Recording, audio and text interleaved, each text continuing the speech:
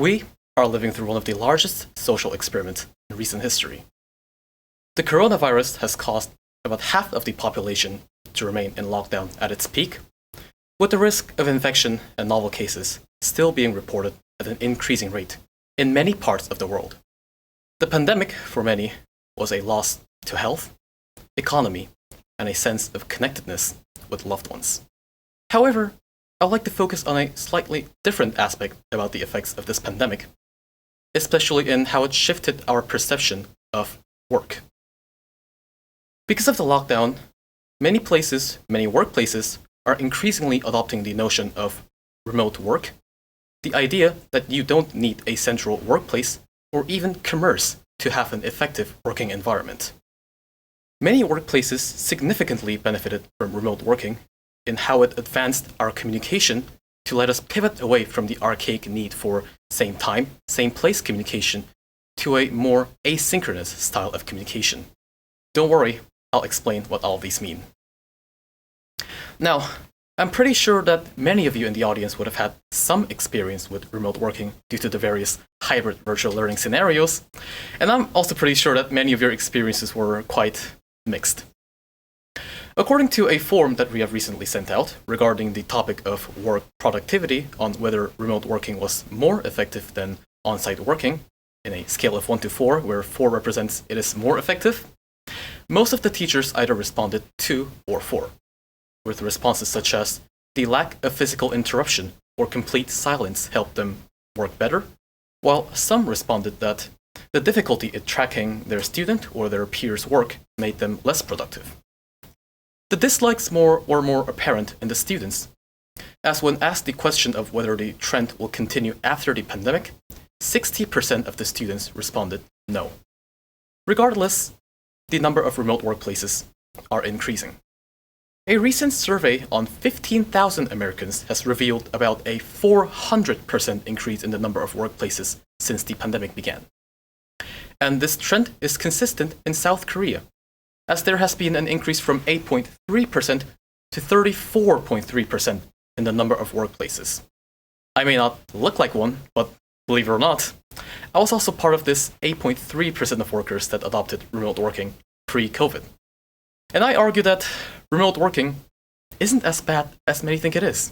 I've been working as part of a medical machine learning company, developing medical image softwares for various corporations or hospitals or medical research teams.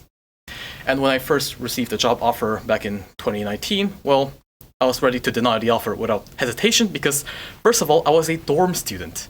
I couldn't just drive off to an office in the middle of the day, nor did I even qualify for a license.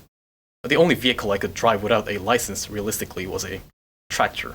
But this all changed when I realized that the company didn't have an office. In fact, most of the workers were living in different parts of Korea. Yes, it was a fully remote working environment. There wasn't a central workplace where workers gathered to do their meetings. All works were done online by Google Meet, and all works were shared online as well. This was very forward-thinking for 2019, considering that the adoption of remote working happened together with the beginning of the company. This contrasted with many of the organizations that came since spring 2020, when the COVID situation really began to unfold. Many institutions like these lacked proper planning and sufficient time to create an effective working environment, which included schools as well. Many schools, according to a recent research, didn't have any form of distance education learning for its teachers or have a specific COVID workforce. And the same study has also found that less than a third of the schools offered any form of supplementary materials like online library subscriptions, which are crucial in having an effective virtual learning experience. However, when properly adopted, remote working can and will benefit its workers in many ways. One example is this diagram called the Iron Triangle of Employment by Justin Jones. In a traditional working environment, the workers always have to make a balance between where you live, where you work, and what work you do. For example, let's say that I was offered an amazing job opportunity at Seoul. Then that would conflict with my where you live, and therefore I would lose my opportunity. In this limiting world of traditional work, the worker's position can only lie inside this small triangle, thus sacrifices need to be made. But in remote working, this triangle can be completely ignored. Is our geographic location really the most important factor in recruiting a capable employee or a teammate? Ask yourself this question. Where do you feel the most productive? According to the survey, some responded a classroom with direct feedback between students and teachers. Some responded an environment with complete silence. And one person responded a balcony?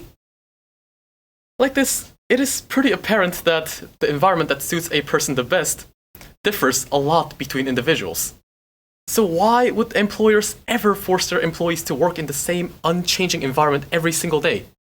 It just seems like we're not utilizing our human resources in the most effective manner. Actually, Google is doing this pretty well. Google is known for their fun, diverse, and flexible work environments, which includes places like a slide, a billiard table, a cafeteria, or even a swimming pool.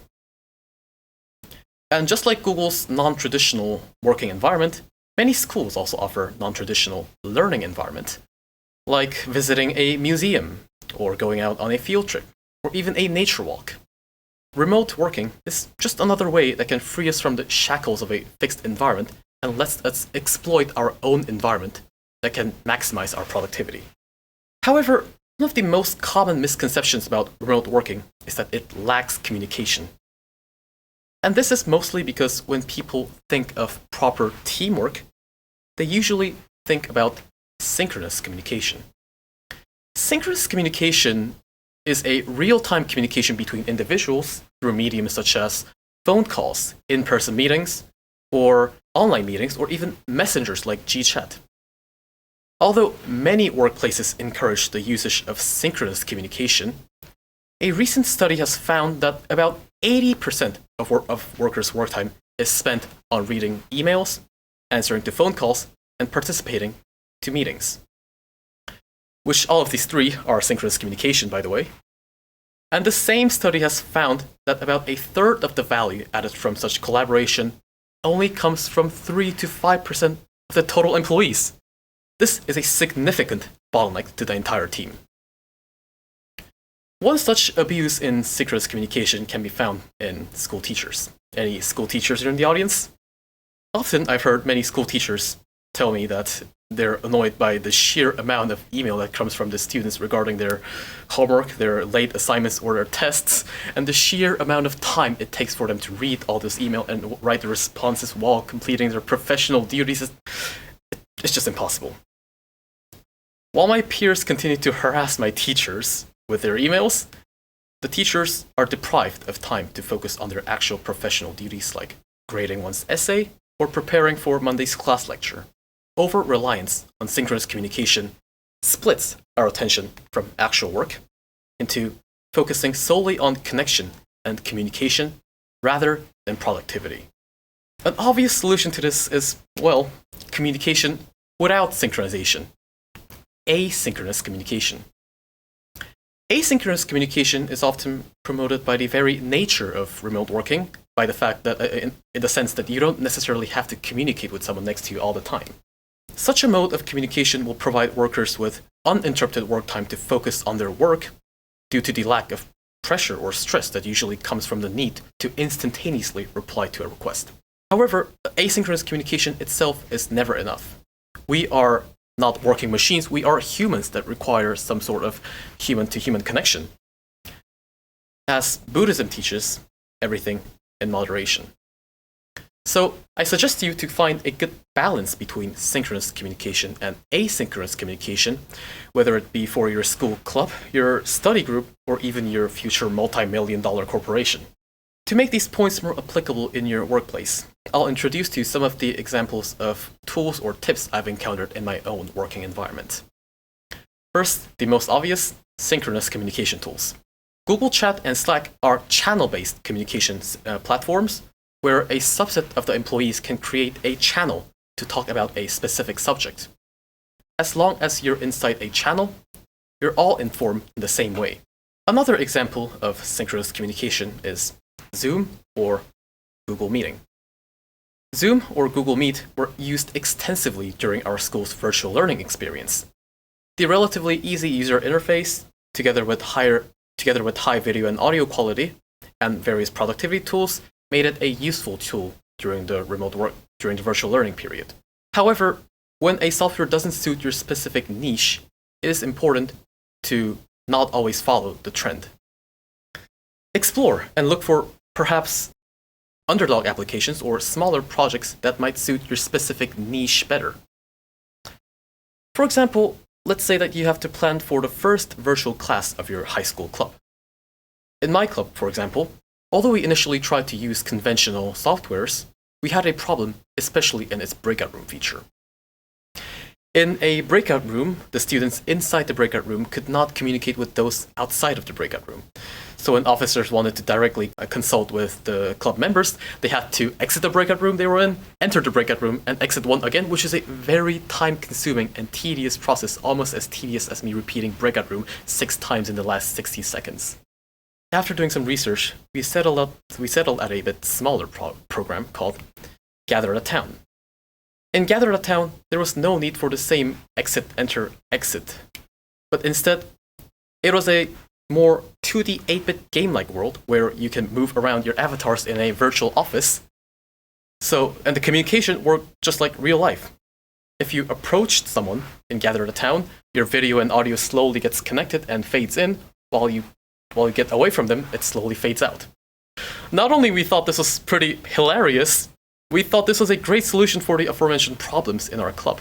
The most common criticism of remote working is that it lacks spontaneous communication. Spontaneous communication is the idea that a short bathroom break or meeting someone in the hallway might cause spontaneous conversations that might lead to great ideas or a breakthrough in your problem.